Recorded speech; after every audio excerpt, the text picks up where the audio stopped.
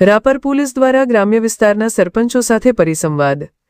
રાજ્યના ડીજીપીના આદેશ અનુસાર રાજ્યના તમામ ગામોમાં ગ્રામ્ય પોલીસિંગને અસરકારક બનાવવા માટે સ્થાનિક પોલીસ મથકે પોલીસ મથક હેઠળના ગ્રામ પંચાયતના સરપંચો સાથે પરિસંવાદ યોજવા માટે એક બેઠક બોલાવી હતી।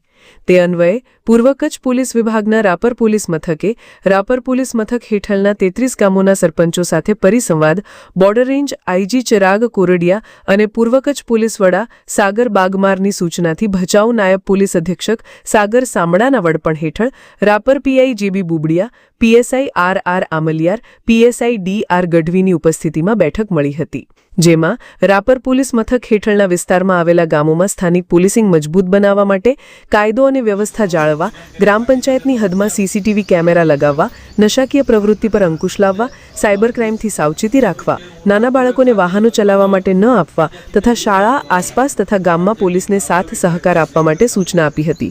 આ કાર્યક્રમમાં મુકેશસિંહ રાઠોડ, કિરીટસિંહ ચૌહાણ, મહેશ પટેલ, ચંદનભાઈ પુરબિયા, વિક્રમ દેસાઈ, મનહરભાઈ ચૌધરી, દશરથ મહારાજ, ભાણજી પ્રજાપતિ, નરેશ ઠાકોર, તેજાભાઈ રબારી, રતનગીરી ગોસ્વામી, કિશન સોલંકી વગેરે ઉપસ્થિત રહ્યા હતા। રાપર પોલીસ સ્ટેશન વિસ્તારમાં આજરોજ વિવિધ ગામોના સરપંચશ્રીઓનો પરિસંવાદનો કાર્યક્રમ યોજવામાં આવ્યો। તેમાં વિવિધ ગામના સરપંચશ્રીએ ગામની સમસ્યા વિશે તેમજ ગામના અસામાજિક તત્વોનું લિસ્ટ તથા આ સિવાય એનડીપીએસની બાબતો અને સાથે સાથે ટ્રાફિક અવેરનેસ, સાયબર ક્રાઇમને લગતી વિવિધ મુદ્દાઓ અંગે ચર્ચા કરવામાં આવી। હાલ સંપૂર્ણ પરિસ્થિતિ કંટ્રોલમાં છે અને સ્ટાફ પણ પૂરતો છે।